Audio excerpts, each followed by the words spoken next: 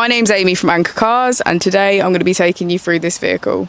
If you do have any questions following on from the video, please don't hesitate to give us a call on the number shown above, and our salesman will be more than happy to go through those with you.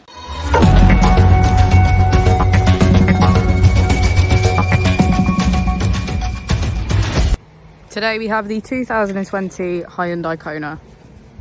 This vehicle has done just over 37,000 miles. It has an automatic transmission and a fully electric motor. To the left of our steering wheel, we have voice control as a feature, as well as automatic headlights. On the right, we have cruise control and automatic wipers.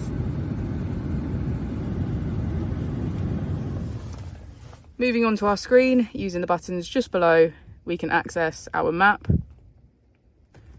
navigation, our button settings, radio, media, which includes our Apple and Android CarPlay, and setup. If we put the vehicle into reverse, we can see that it comes with a parking camera with parking sensors.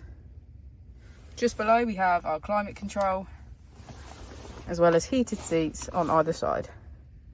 We also have our heated steering wheel, and if we press our drive mode button, we can switch between eco, comfort, sport, and hold down for eco plus.